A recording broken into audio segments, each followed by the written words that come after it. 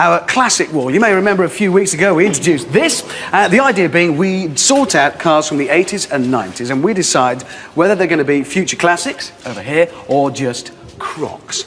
Now, there are very strict rules to this. Unlike the cool wall, we're looking at rare, interesting, beautiful. A car has got to be two of those things at least to make it over here. Otherwise, it's over here. We don't care what it is. It ends up down there. Absolutely. So that's how it works. 2 out of the 3. OK, I'm going to offer this one first, see what we think. It is the Mazda MX-5. What do we feel that's going to be? You reckon classic?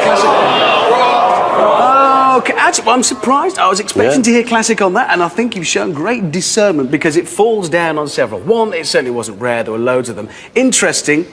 Well, no, not really. It's a kind of fake Japanese take on a British sports car. I am told that they actually recorded and then recreated the sound of the gearbox on an old Triumph on this. It's a simple fake. OK, so that goes in croc.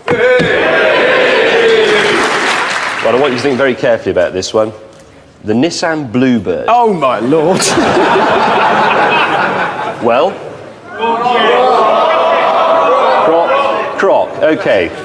Now, it's not rare, I'll give you that, but it is actually quite interesting, OK? No, this is an interesting car. This is a British-built car that showed that British cars could be reliable. This is a landmark car for Britain, OK? And beautiful. Is it beautiful? No? 2 o'clock in the morning when you roll out of a club. And one of these will take you home for £2. That's the best-looking car in the world. Fantastic. Fair enough. Oh. It's got 2 of those qualities. It has to end up there. I'm not saying it's good. It's a future classic. That's all there is to this. Right, let's try this. The Peugeot 405 MI16. I don't know if you remember that car. I've got to say, this is quite impressive. I think there were quite a few classics there. I'll tell you why I reckon that is a classic. 1, it was rare.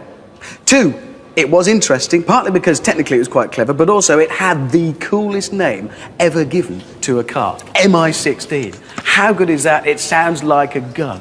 I mean, how much power would that give you? You're trying to get into a restaurant. Sorry, sir, you can't come here, it's full. Oh, really? We're the members of the MI16 club. Come in, please, sir. You can have a table. It carries great power. And it is beautiful. Pininfarina design, so that's all 3 categories done. That's a future classic. Right. The original Impreza Turbo. What do we think? Classic! Classic! It's interesting. Who said that? Who said it was common? How many have you seen? Your job's to shut up. It's a very good car, and if they don't put that in classic, one of them's going to be going home with that buried deep inside them. What I like is the way Jeremy's taken on a kind of a bouncer role here. I mean, just leaping around the audience, looming at people. Right, the Impreza Turbo. It is interesting. Interesting spoiler, interesting engine, interesting intercooler gauge, yes. 1 down, it's interesting.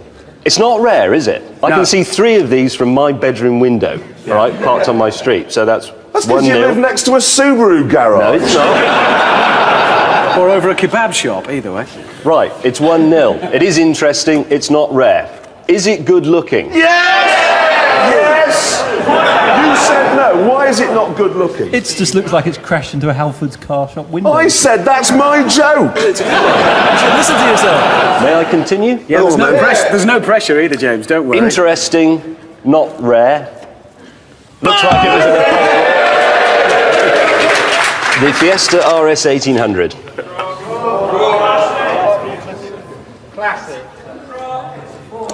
It's a Ford. I've just seen what's about to happen. Fords are magnificent in every way. And there can be no doubt that all Fords will one day be classics. I take it a fair few people have remembered what this nonsense is about. It's Jeremy's ongoing and pitiful attempt to ingratiate himself to Ford. He's one of 2,150 people who've got their name down to buy a GT40. Ford are only bringing 101 GTs into Europe, and he is trying to make them like him so that they let him have one, and it's... Oh, it's pathetic. It's not pleasant. Right, can I just explain something? I'm an independent journalist and presenter. I don't have a Ford GT on order. It's not rare, it's not interesting, it looks like a shopping cart.